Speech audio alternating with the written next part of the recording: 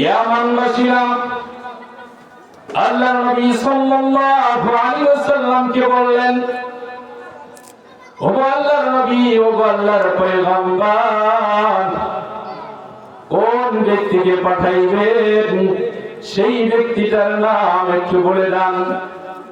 আল্লাহর নবী সাল্লাল্লাহু আলাইহি ওয়াসাল্লাম বললেন, সে এমন ব্যক্তি, সে হলো আমার প্রিয় সাহাবী, আমার আদরের একজন সাহাবী, সে হলো মুআয ইবনে জাবাল।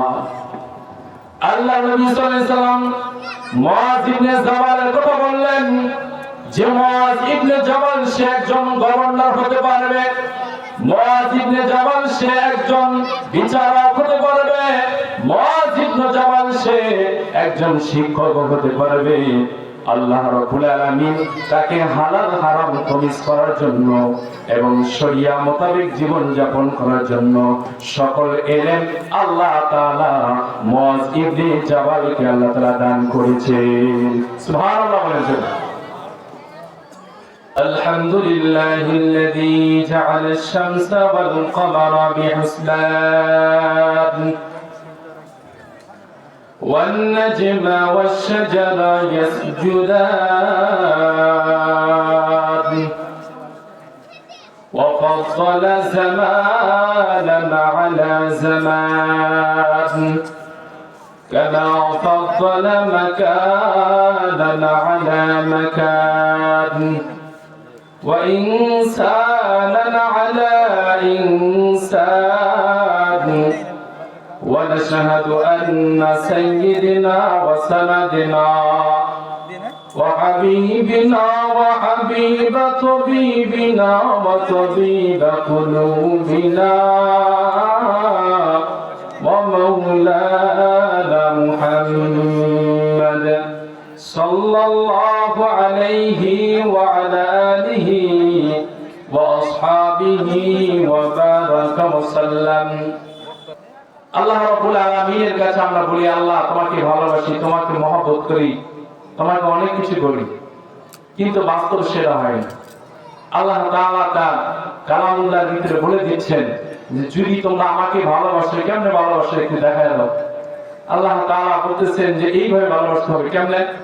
আল্লাহর নবীকে আল্লাহ তাআলা জানিয়ে দিলেন, আউযু বিল্লাহি মিনাশ শাইতানির রাজীম কুল ইন কুনতুম তুহিব্বুনাল্লাহা ফাত্তাবিউনি ইউহিব্বুকুমুল্লাহু ওয়া ইয়াগফির লাকুম যুনুবাকুম ওয়াল্লাহু গফুরুর রহিম। আল্লাহ তাআলা বলতেছেন, হে নবী, যদি তোমার উম্মত যদি আমি আল্লাহকে ভালোবাসতে চাই, আমি আল্লাহকে মহব্বত করতে চাই, তারা যেন ফাত্তাবিউনি, তারা যেন আমাকে অনুসরণ করে। যখন তোমার অনুসরণ করা হবে তখন তোমার ওই উম্মত, আমার ওই বান্দা আমার ভালোবাসা পেয়ে যাবে। যখন আমার ভালোবাসা পেয়ে যাব, আমি আমার বান্দাকে মাফ করে দেব। সুবহানাল্লাহ। সেই বান্দা আমার খোদা ভীরু হবে এবং তাকওয়াবান সেই বান্দা হয়ে যাবে। আর যে ব্যক্তির ভিতরে তাকওয়া সৃষ্টি হবে, সে ব্যক্তি কখনো গুনাহ করবে না। আল্লাহর নবীর সাহাবী হযরতে এক সাহাবী ছিল আবু যর হুযায়ফা ইবনে ইয়ামান। মুআয ইবনে জাবাল, মুআয ইবনে জাবাল আল্লাহর নবী সাল্লাল্লাহু আলাইহি ওয়াসাল্লামকে অনেক ভালোবাসতেন। রাসূলও মুআয ইবনে জাবালকে বেশি ভালোবাসতেন। কেমনে? আল্লাহর নবী সাল্লাল্লাহু আলাইহি ওয়াসাল্লামকে ইয়ামান থেকে কিছু প্রতিনিধি দল আল্লাহর নবী সাল্লাল্লাহু আলাইহি ওয়াসাল্লামকে আসলেন। আল্লাহর নবী সাল্লাল্লাহু আলাইহি ওয়াসাল্লামকে বললেন, ওগো আল্লাহর নবী, আমরা ইয়ামানবাসীরা মুসলমান হয়েছি, ইসলাম ধর্ম গ্রহণ করেছি, কিন্তু ইয়ামানবাসীদের জন্য আপনি 3 জন লোক পাঠাবেন, যে 3 জন লোক এসে গিয়ে আমাদের গভর্নর হবে, আমাদের বিচারক হবে, আমাদের শিক্ষক হবে, তাদের মাধ্যমে আমরা হালাল হারাম তমিজ করিয়া শরিয়া মোতাবেক জীবন যাপন করব। আল্লাহ নবী সাল্লাল্লাহু আলাইহি ওয়াসাল্লাম বললেন, না, এখন যুদ্ধের সময় তোমাদের নিকটে এতগুলো লোক পাঠানো যাবে না। হ্যাঁ, তবে একজন মানুষকে পাঠাবো, যে মানুষটা সে একজন গভর্নর হতে পারবে, সে মানুষটা একজন বিচারক হতে পারবে, সে মানুষটা একজন শিক্ষক হতে পারবে, এমন মানুষকে পাঠাবো। ইয়ামানবাসীরা আল্লাহর নবী সাল্লাল্লাহু আলাইহি ওয়াসাল্লামকে বললেন, ওগো আল্লাহর নবী, ওগো আল্লাহর পয়গম্বর, কোন ব্যক্তিকে পাঠাইবেন সেই ব্যক্তিটার নাম একটু বলে দেন। আল্লাহর নবী সাল্লাল্লাহু আলাইহি ওয়াসাল্লাম বললেন, সে এমন ব্যক্তি, সে হলো আমার প্রিয় সাহাবী, আমার আদরের একজন সাহাবী, সে হলো মুআজ ইবনে জাবাল। আল্লাহ নবী সাল্লাল্লাহু আলাইহি ওয়াসাল্লাম মুআজ ইবনে জাবালের কথা বললেন, যে মুআজ ইবনে জাবাল সে একজন গভর্নর হতে পারবে, মুআজ ইবনে জাবাল সে একজন বিচারক হতে পারবে, মুআজ ইবনে জাবাল সে একজন শিক্ষক হতে পারবে। আল্লাহ রাব্বুল আলামিন তাকে হালাল হারাম তমিজ করার জন্য এবং শরিয়া মোতাবেক জীবন যাপন করার জন্য সকল ইলম আল্লাহ তাআলা মুআজ ইবনে জাবালকে আল্লাহ তাআলা দান করেছে। সুবহানাল্লাহ বলেন। আল্লাহ নবী সাল্লাল্লাহু আলাইহি সাল্লাম মুআজ ইবনে জাবালকে ডাকতে বলেন, এ মুআজ, তোমাকে ইয়ামান দেশে যেতে হবে, সেখানে তোমার গভর্নর হতে হবে, সেখানে তোমার বিচারক হতে হবে, সেখানে তোমার একজন শিক্ষক হতে হবে। আল্লাহর নবী সাল্লাল্লাহু আলাইহি সাল্লামের এই কথা শুনিয়া মুআজ ইবনে জাবাল তিনি প্রস্তুত হলেন, ও আল্লাহর নবী, আমি যাব। আল্লাহর নবী সাল্লাল্লাহু আলাইহি সাল্লামের কাছে যখন সওয়ারি হয়ে আল্লাহ নবী সাল্লাল্লাহু আলাইহি সাল্লামের কাছে আসেন, আল্লাহর নবী সাল্লাল্লাহু আলাইহি সাল্লাম মুআজ ইবনে জাবালকে এমন করে আগে দিলেন, যখন মাদ্রাসা পড়তাম তখন মা পিছনে পিছনে হেঁটে হেঁটে যাইতেন, যতদূর দেখা যাইতো ততদূর পর্যন্ত মা তাকায়া তাকায়া রইতেন। তদ্রূপভাবে আল্লাহ নবী সাল্লাল্লাহু আলাইহি সাল্লাম মুআজ ইবনে জাবালকে স্বাগতম জানার জন্য, পথ আগায় দেওয়ার জন্য মুআজ ইবনে জাবাল এর সাথে সাথে মুআজ ইবনে জাবাল তিনি সওয়ারি হয়ে যান। আল্লাহর নবী সাল্লাল্লাহু আলাইহি সাল্লাম পায়ে হেঁটে হেঁটে আল্লাহ নবী সাল্লাল্লাহু আলাইহি সাল্লাম মুআজ ইবনে জাবালকে কিছু উপদেশ দিচ্ছেন, নসিহত করতেছেন। নসিহত করতে করতে মদিনার সীমা শেষ হয়ে গেল, ইয়ামানের সীমা যখন শুরু হয়ে গেল, আল্লাহর নবী সাল্লাল্লাহু আলাইহি সাল্লাম মুআজ ইবনে জাবালকে বললেন, যাও মুআজ ইবনে জাবাল যাও। আল্লাহর নবী সাল্লাল্লাহু আলাইহি সাল্লামের কথা শুনিয়া মুআজ ইবনে জাবাল তিনি ইয়ামান দেশে যাওয়ার জন্য তিনি রওনা দিলেন, হাঁটা শুরু করে দিলেন এবং সওয়ার হয়ে যাওয়া শুরু করে দিলেন। হঠাৎ করে আল্লাহ নবী সাল্লাল্লাহু আলাইহি সাল্লামের কাছে জিবরাইল আলাইহিস সালাম আসলেন। জিবরাইল আলাইহিস সালাম আল্লাহ নবী সাল্লাল্লাহু আলাইহি সাল্লামকে বললেন, ওগো আল্লাহর নবী, ওগো আল্লাহর হাবিব, ও আল্লাহর পয়গম্বর, মুআজ ইবনে জাবালকে আপনি আর কোনদিন দেখবেন না। মুআজ ইবনে জাবাল আপনাকে আর কোনদিন দেখবে না। এই কথা শোনার পর আল্লাহর নবী সাল্লাল্লাহু আলাইহি সাল্লাম মুআজকে ডাক দিয়ে বলতেছেন, এই মুআজ একটু দাঁড়াও, একটু দাঁড়াও, এ মুআজ একটু দাঁড়াও। আল্লাহর নবী সাল্লাল্লাহু আলাইহি সাল্লামের এই কথা শুনিয়া মুআজ ইবনে জাবাল তিনি দাঁড়িয়ে গেলেন। আল্লাহর নবী সাল্লাল্লাহু আলাইহি সাল্লাম মুআজকে ডাক দিয়ে বলতেছেন, ও মুআজ, শুনে রাখো, আমি তোমাকে আর কোনদিন দেখবো না, তুমি আমাকে আর কোনদিন দেখবে না। এই কথা শোনার সাথে সাথে মুআজ তিনি সওয়ারি থেকে নেমে বালুর ভিতরে পড়ে গেলেন। বালুর ভিতরে যখন পড়ে গেলেন, বালু মাখা নিয়ে আল্লাহর নবী সাল্লাল্লাহু আলাইহি সাল্লাম এইভাবে জড়ায় ধরলেন। জড়ায় ধরার সাথে সাথে আল্লাহর নবী সাল্লাল্লাহু আলাইহি সাল্লাম মুআজকে এইভাবে বালু তিনি মুছিয়ে দিলেন এবং বুকে জড়ায় দিলেন।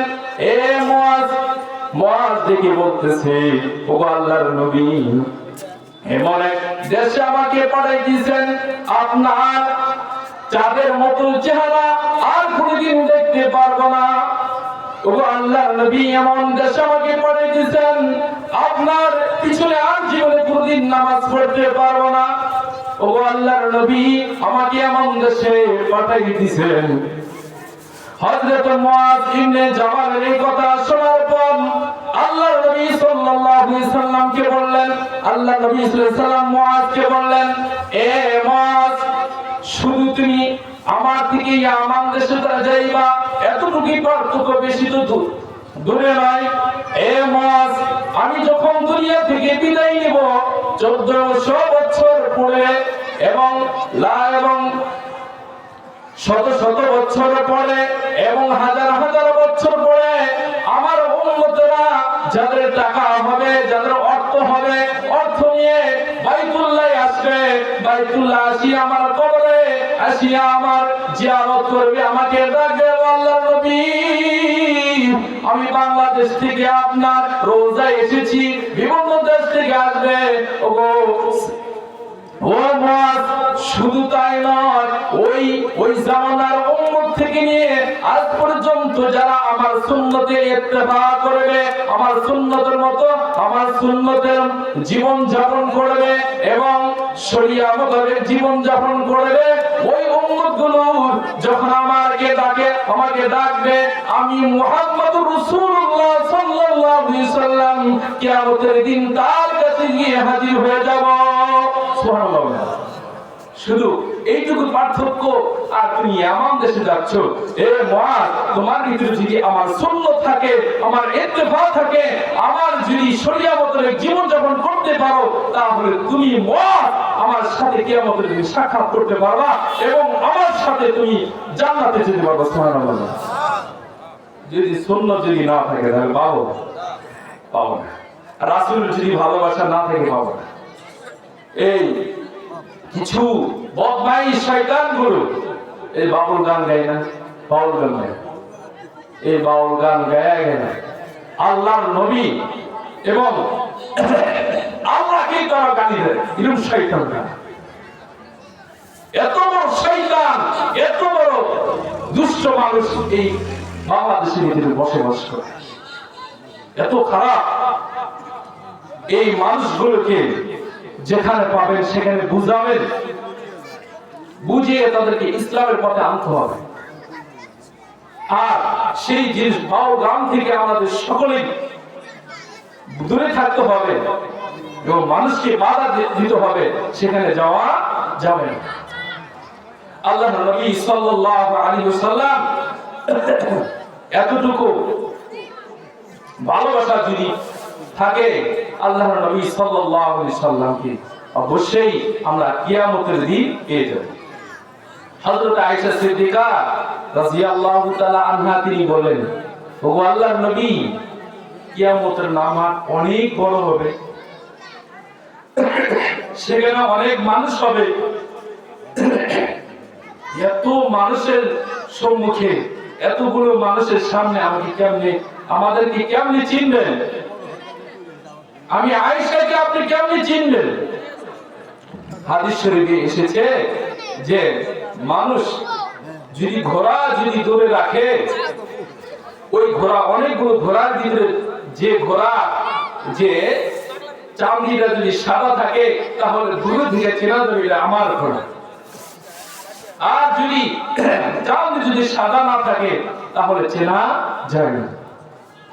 আল্লাহর নবী সাল্লাল্লাহু আলাইহি ওয়াসাল্লাম বললেন, ও আয়েশা, আমার গুনাহগার উম্মত যদি 5 ওয়াক্ত সালাতের আগে সুন্দরভাবে ওযু বানায়া মসজিদে গিয়ে যদি আল্লাহ তাআলার ইবাদত এবং বندگی করে, কিয়ামতের দিন আমার ওই গুনাহগার উম্মতের যেখানে অজুর পানি পৌঁছেছে সেই অজুর পানিগুলো, ওই অজুর স্থানগুলো ওই কিয়ামতের দিন চমকাতে থাকবে নূরের মতো। এই চমক দেখে বলবো এটি আমার উম্মত, এটি আমার উম্মত। এই বলে আমি সেই উম্মত গুলোকে নিয়ে এনে আমি আল্লাহ তাআলার কাছে সুপারিশ করব। সুপারিশ করিয়া করিয়া আমার উম্মতদেরকে আমি জান্নাতে নিয়ে যাব। এজন্য আল্লাহ তাআলা বলছেন যে তোমরা যদি আমি নবীকে যদি ভালোবাসো তাহলে আমি আল্লাহর ভালোবাসা পাওয়া যাবে, আর যদি আমি নবীকে যদি তুমি ভালো না বাসো তাহলে আল্লাহর ভালোবাসা পাওয়া যাবে। এই জন্য আল্লাহ রাব্বুল আলামিন আমাকে আপনাকে সকলকে সুন্নাত মোতাবেক জীবন যাপন করার তৌফিক দান করুক।